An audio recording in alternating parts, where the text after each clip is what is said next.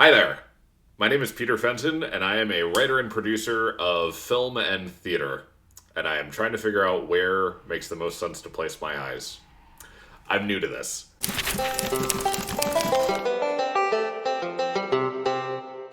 I've decided to start a vlog series.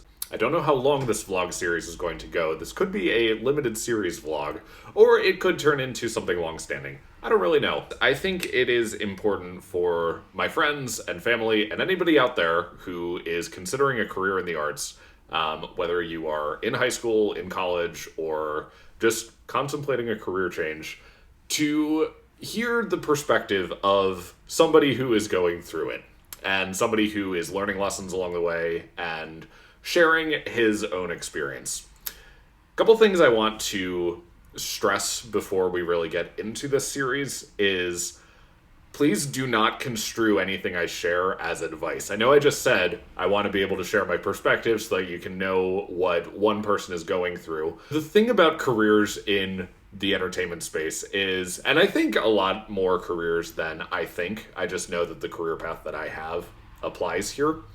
Nothing about this experience is linear. Just because things have worked out in one way for me or not worked out in another way for me does not mean the same will happen to you. The beautiful thing about arts and creativity is that we're able to pour so much of our unique perspective and our unique selves into the work that we create. And as a result, it finds different audiences, and it sets us all on different paths. And I think that it's really important and beautiful. You may have a different target audience in mind. You may write about different things. You just may have a different style and voice. Point is, all I'm saying is my voice works well in the areas that it works well in. Your voice will work well in the areas that your voice works well in. Everybody has potential for an audience. It's just a matter of finding who that audience is. I think of success as having impact on people. Finding your audience and having people appreciate what it is you have to share. So, none of what I share is advice. I wouldn't wish my career on anybody. So, I mean, if you want my advice, don't go into the arts industry. I only recommend somebody do it if there is nothing else that they would be happy doing with their life. I think a lot of people's understanding of the arts and entertainment industry begins and ends with their high school theater experience.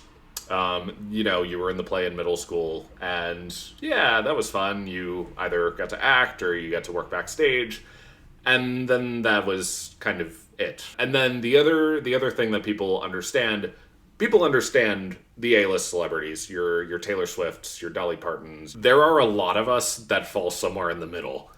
I'm one of those. I am on my way, and I am continuing to build momentum. I don't know if I'm ever going to be rich or famous, but I know that I am having an impact on people. And to me, that is what success is. So I am representing one person who is pursuing writing and producing professionally, who can be a window into the weird world of the arts. But I just want to get talking, and I want to get sharing my perspective and connecting with people who are interested in going into the arts. That's all I want to say for now. Let's dive into my first topic.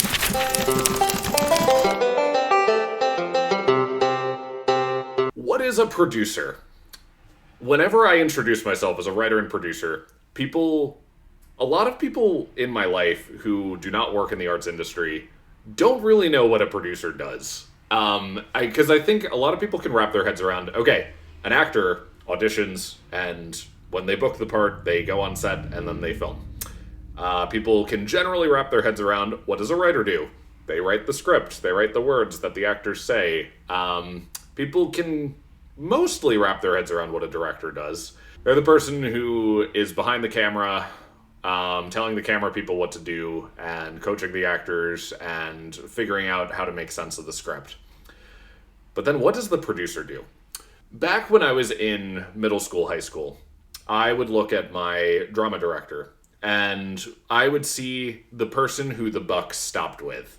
You know, the director was the person who made all the casting decisions and was the person responsible for managing all the resources of the production. So In my head, I always thought that the director did all those things. But as I've gotten working in the industry professionally, and as I found that producing is distinctly different from directing, the director's job is to tell the story. The director's job is creative, working with the actors, working with the script to bring it to life. The producer's job is to bring the script to life, but is responsible for more of the resource management of it all. So when I asked my Instagram followers, what comes to mind when you hear the word producer? It was a very unscientific poll, like 10 people responded. Pretty much everybody had The Producers from Mel Brooks in mind. So The Producers is this very funny movie from the late 60s, which was adapted into a Broadway musical, and then was made into a not quite as good musical movie film in 2005. It's kind of funny, the trajectory that often happens with these movies that become musicals that become movies again. But so, The Producers is actually a very good window into a fictionalized version of what does a producer do. So I'm going to walk through the plot of The Producers because I feel like that makes the most sense. So Max Bialystock is a Broadway producer. I'm going to be following the plot of the musical, by the way, because that is the version of the story I'm most familiar with. He has opened this flop on Broadway that opened and closed in a single night. It was Funny Boy. It was a musical adaptation of Hamlet. Really, really bad choice for a musical. And he has his accountant come over and he's running the books. And his accountant makes an observation that theoretically you could make more money off a flop than a hit. Because if it does well and makes money, then you also have to pay back your investors. And Bialystock has this great idea. He's going to intentionally create a flop. He's going to find the worst script ever written. He's going to hire the worst director in town, then raise $2 million and make $1 million for him, $1 million for the accountant, and then they're going to skip town and go to Rio. And the accountant's like, well, you see Rio, I see jail. And so the accountant reluctantly agrees to do it because he's always dreamed of being a Broadway producer. He gets a whole musical number. It's a great musical. They find this play written by a Nazi apologist called Springtime for Hitler. Not a Nazi apologist. I believe the guy's an actual Nazi. So they find this Springtime for Hitler, and they hire this horribly incompetent director. And then the show opens. Everybody finds it hilarious, and the show becomes a hit. They did not have an infrastructure in place to pay back their investors, so they're screwed. That is the very short version of what happens in The Producers. Go watch it if you haven't gotten a chance to. I highly recommend the very legal recording of the show that I found. I think it was a slime tutorial. Highly legal. It was fantastic. So let me walk through that, but take out the crime and the organized crime of it all. In the broadest of strokes, that is what happens when somebody produces a show or a movie. That's what happens. You take a script, you find a director, you find talent, you raise money, and you put the stars in line to make the art happen. So much has to come together for a show to happen. So, the fact that anything is mounted, whether or not it's good, it's kind of a miracle that it happened at all. Or at least that's what I like to tell myself when I have my own flops. So how do I go about producing? So I came into producing because I have found that writing is a losing game a lot of the time. You have to... When I write a script and I'm trying to find people to put on my show, you have to convince the person on the other side of the submission evaluation that your script is worth putting all of the resources into making the script happen. And honestly, I know that I'm good enough, or at least I believe in my writing enough to be the one to take my script and make something happen with it. That is what a producer does. A producer sees a script and believes in it enough to want to find the resources or put in the resources to bring it to life. And so the producer can be the writer, the producer can be a director, the producer can be one of the actors, and sometimes a producer is just some person who is outside of the writer, director, actor scope of it all, who sees the benefit in this. Like, I believe Max Bialystock is not supposed to be a writer or director or actor.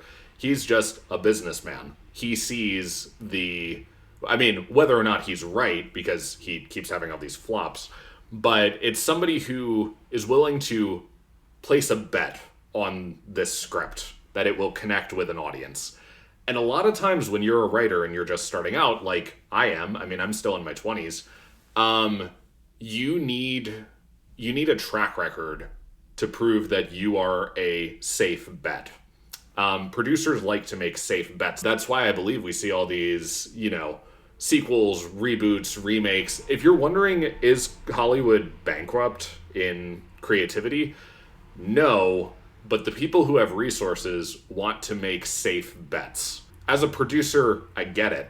As a writer, I'm sad, but as a producer, I get it, because you want to be able to take a risk you know will pay off. I know my writing best, and I know that there are people who will appreciate what I have to say, and so I'm willing to take that bet on myself to produce. And so that's basically what a producer does in the broadest of strokes. My very first producing gig was when I had a director friend who wanted to stage something in the Philly Fringe Festival, and she came to me and said, "Hey Peter, you write. Do you have a script that I could do, because I really want the chance to produce something?" And so she saw the benefit in me as a young writer, her as a young director. We joined forces with the two of us and another actress. We were all about the same age, and we were like, let's bring something together. So we cast the actress in the lead role.